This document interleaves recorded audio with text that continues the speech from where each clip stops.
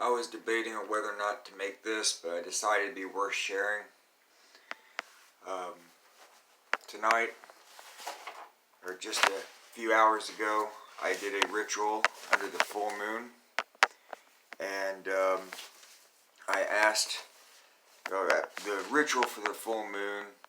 I did this along with Savannah and some of the other people in her group as a release of the old and to bring in new. And I also, at the end, asked for some advice from some of the spirits that I work with. And I feel like not only is it useful to me, but it could be useful to other people as well. I thought it'd be worth sharing. Lucifer reminded me of being sharp but open-minded.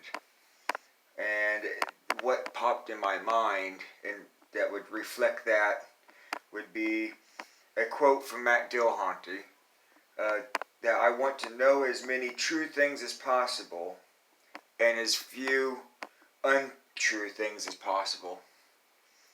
Be skeptical and be sharp, but also be open-minded. The second spirit, Azazel, gave me the reminder of staying healthy. What you eat and your physical activities reflect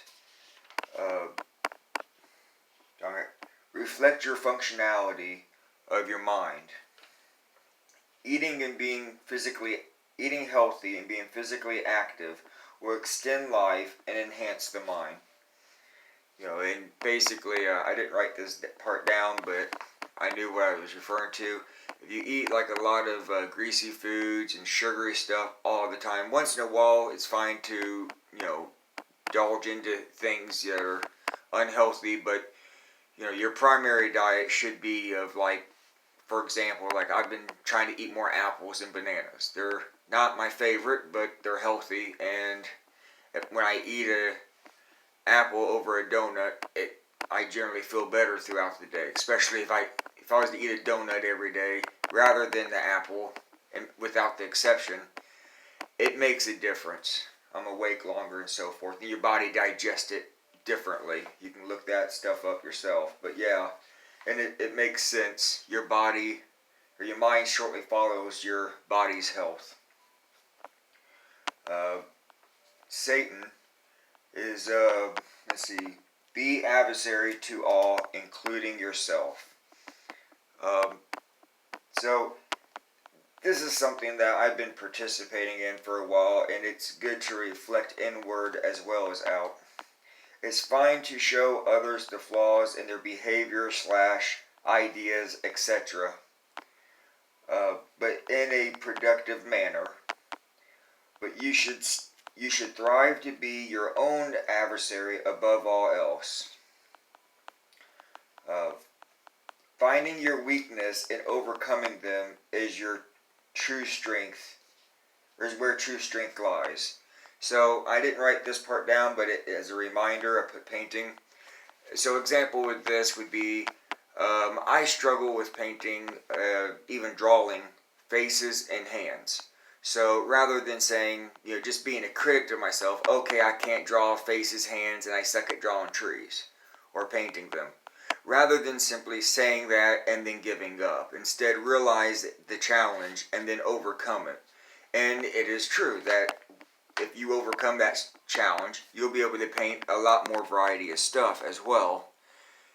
And, you have that accomplishment under your belt. That is true power to you to overcome those challenges. So, it makes sense. That's just one example from my personal experience.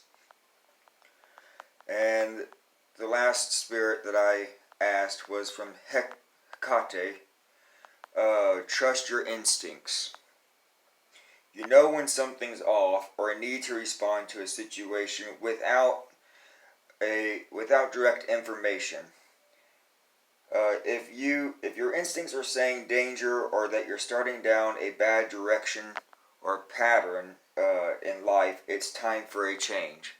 So, without thinking of anything too specific that's going on now in my personal life, even as a child, like, for example, if your parent says, do what I say, not what I do, like, you get that instinct of, okay, I don't know what's going on, but this doesn't sound fair to me. Even if you don't understand, you don't even know what the word hypocrite means. In that same way, but in a larger scale in your life, if you feel that something is not right, amiss, even if you don't know what the information is, just knowing that there's something odd is your instincts are often overlooked as something wooish, but it's not.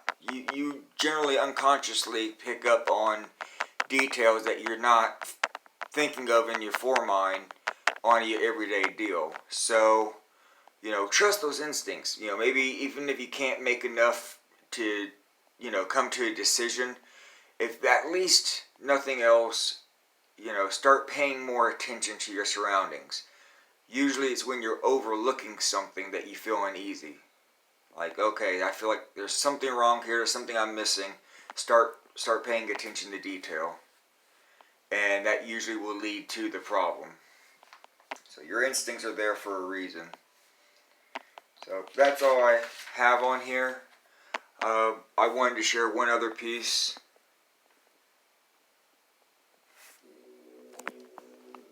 This is on one of my music video lists. Nobody belongs anywhere. Everybody's gonna die. So I forgot it was coming out of the speaker there, but yeah, no one's here on purpose. No one belongs anywhere, and everybody's going to die. So, as negative as that sounds, it's actually freeing to know that, hey, you're not here for any purpose other than what you decide. You make up your own purpose and decisions in life. No one belongs anywhere, which means you can be wherever the hell you want to be. There's no reason why any person should be stuck in any area that they don't want to be. Go to where you want. And everybody's going to die. Now, whether you believe in the afterlife or not, the fact that, life is limited. That's why time is a commodity. You don't get it back. So, try to spend that time. It shouldn't only just be fucking cancer patients that are like trying to live their life to the fullest the last 3 months. But there's something to learn from that. Is that instead of holding that mentality at in emergencies, we should live like that anyway. Do what you can to make a difference every chance that you get. That's the only way that we can really affect the world. Most people say that people are asleep, it's not because they're unconscious in the world around them to a degree they're not up to date with like events and news, but it's because they aren't active. They don't do anything to participate in the world around them until something happens and they have to make a difference at the last minute. Don't wait till the last minute. Do something with the time that you have left. That way, even if you're reincarnated or not, you feel, whatever your belief system or non-belief, you should be able to at least feel, hey, I participated. I didn't just sit back and watch the world. So that's all I have to share.